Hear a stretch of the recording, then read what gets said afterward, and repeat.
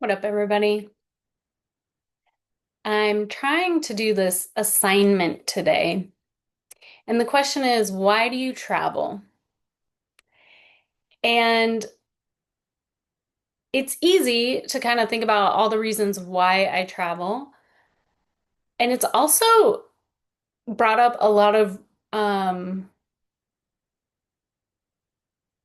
kind of heavy moments of why, what would I be had I not traveled?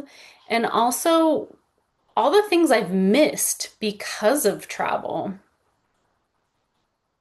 But the bottom line is, I wouldn't be the person I am had I not started traveling and why I can't stop traveling. Because traveling has changed me. Traveling has changed my whole perspective on life, on how I live my life, on how I show up in this life. And I just thought I'd kind of share some of the things I've sacrificed for travel, but then also why. And I kind of want to go back to what it's cost me because looking back on how hard I've worked to get to this year,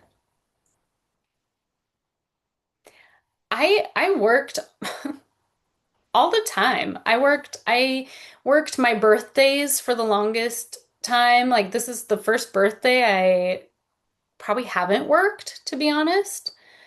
I oftentimes worked double shifts on my birthday because it always falls during President's Week. And typically in a resort town or in yachting, uh, President's Week is super busy. A lot of people vacation. Jackson Hole, everyone's skiing President's Weekend, and a lot of times because it's a 3-day weekend, they take the whole week off. So I've almost always worked my birthday, which I think is partly why I never really celebrated my birthday or I stopped really putting any thought or emotion into it because I knew I wasn't going to be able to enjoy it. I was just going to be working it. And that's kind of sad, that I couldn't even take my own birthday off to celebrate myself, especially because I'm not married. I don't have kids, so I don't have the typical celebrations for weddings, anniversaries, kids' births. And I've missed a lot of that with my own friends. So not only have I not had those celebrations, I've missed a lot of my friends' weddings or families' anniversaries, birthdays. I've missed, gosh, the birth of some of my friends' kids. I missed the day my best friend died because I was working on a yacht. And I've just missed so much of my life and celebrating other people's lives, all for travel, all to save money, to live a good life wherever I am, and also be able to travel to far off places and destinations. And I think a lot of people don't understand that. They look at the sacrifices I've made and how hard I've worked and they think, well, that's silly. Like, why would you work so hard just to go on a spend a month somewhere, and thankfully I'm so grateful because most of my friends understand. They just after so many years of doing this, they're like, oh yeah, Katie's gone again. Like, that's just who she is. That's just what she does. And I think it's because they understand the deeper part of it, which is what travel has given me, it's expanded my perspective of what's possible in this world, in this life. Uh, Seeing how, especially Americans, we have this blueprint of how life should be from birth to death, essentially, and being an employee and working 9 to 5 and getting 2 weeks off a year and retiring at 65, which, my whole life they always joked like, oh, by the time you retire, it's going to be more like 68 or 70. And once I traveled, and seeing other countries and how their citizens operate and what their expectations in the workplace are and what their vacation days look like and what their lifestyles are, it was like, whoa, I don't have to live like this. I don't have to live this life that I thought I had to since I was a wee little girl. And it cracked me open in all the best ways. It's been beautiful, this beautiful journey of just discovering how other people live and what other people value, and even just different uh, landscapes. Communities that live near the ocean operate so much differently than communities that live near mountains, and what they eat and what they drink and what they talk about every day and what gets them out of bed in the morning.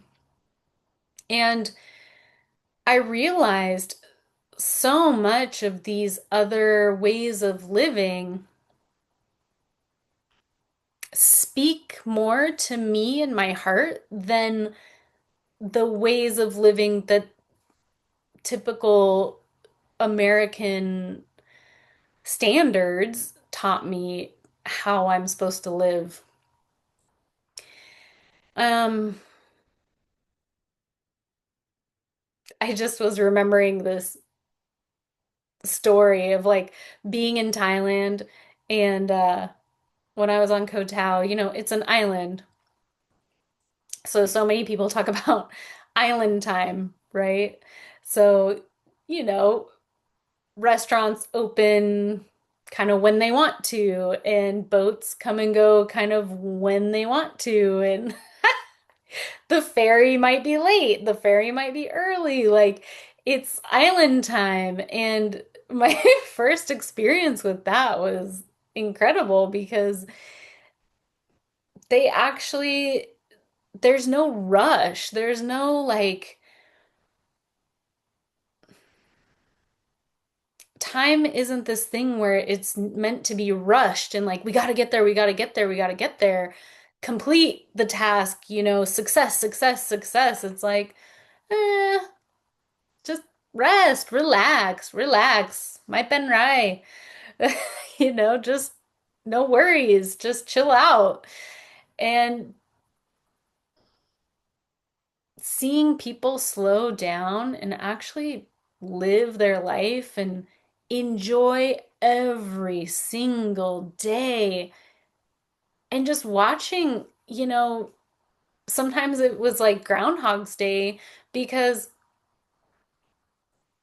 people are doing the same thing every single day. And to someone from America, it looks like not much. They get up, they make a meal, they feed their family or sometimes even like their community, they feed their employees, they uh give offerings to their gods and their whatever religion they believe in.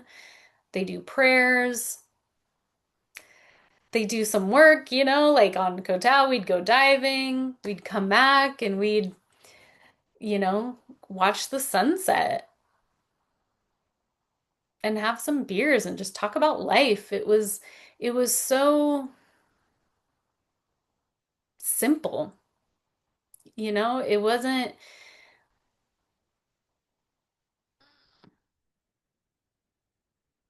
this performance-based society. It was just about living and about loving. And I couldn't believe talking to all these people from all these different places, how different other countries are, how they treat healthcare, how, someone needs to go to the dentist and they just go to the dentist and have a tooth pulled and it costs them $5 and not, $5,000. And how maternity leave, people getting like 6 months of maternity leave or like maternity and paternity leave. And uh like again, the gap years, how all these parents encourage their kids to take a gap year before they go to college, if they even encourage them to go to college. Half the time, other countries are encouraging kids to go to trade school, go become an electrician, go become a plumber, go become a butcher, a chef, I don't know, a chemist, an engineer, like build stuff, grow stuff with your hands, make things. And I feel like growing up, our schools, our culture didn't push any of that. They pushed like these these big degrees, but there's not enough jobs for these big degrees. And so, or they like push you to be a doctor, but what about all the support staff it takes to support a doctor, you know? And I couldn't, once I saw it and once I learned about all these other ways of living and how people moved through the world so differently, I couldn't unsee it. Like when I first came back to the US after Bali, I was like, wait a second. What am I doing? How am I gonna go back to normal? How can I just pretend that I didn't just see people living their days in perfect harmony and peace and balance, like this work-life balance actually exists? And how do I go back to like this grind of like working 4 jobs and scraping by and not getting enough time off, not getting enough rest, and all these other places are like, you need time off, take it. You need rest, take it. It's like I couldn't unsee it. And that's why just laughing, I'm like, I can't look away. Uh that's why I keep choosing to travel. I'm 44 years old. You'd think I'd be exhausted trying to figure out how to keep traveling, how to keep working so hard just to get to the next destination. But it's almost like I can't stop now. I can't